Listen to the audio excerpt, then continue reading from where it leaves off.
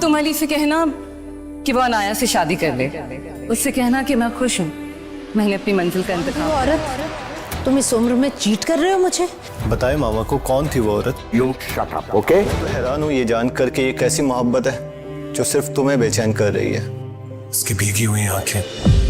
यहाँ आरा बेगम अलाया और मिसेस नवाज के सामने अपना इम्प्रेशन अच्छा दिखाने के चक्कर में अली को मजबूर कर रही है कि वो जबरदस्ती की बात माने और अलाया से निकाह करने के लिए हामी भर ले। लेकिन अली अपनी मां को साफ साफ अलाया से निकाह करने पर इनकार कर चुका है, क्योंकि अली भी ये बात अच्छे से जानता है आयजा ने भी ये मंगनी अपनी मर्जी से नहीं की, बल्कि उसने भी अपनी माँ और बहन की वजह से अपनी मोहब्बत की कुर्बानी दी है।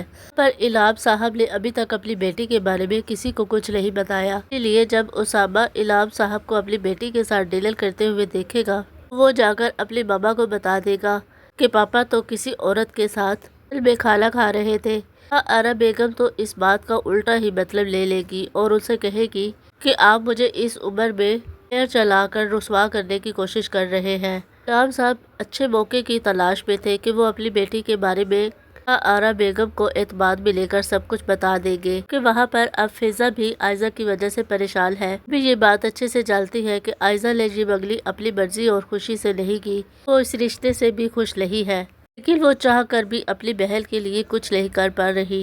यहाँ पर यूनिवर्सिटी में आयजा अब उसामा से कह दे कि वो उसका पैगाम अली को दे दे और अली से कहे तो अलाया से शादी कर ले। मुझे उसकी शादी करने पर कोई एतराज़ नहीं है, बल्कि मुझे खुशी ही होगी, क्योंकि मैंने भी जुनैद की शक्ल में अपनी मंजिल का इंतखाब कर लिया है। लेकिन इस सब के बावजूद सिर्फ अली ही है जो आयजा की फीलिंग्स को समझने की कोशिश कर रहा है।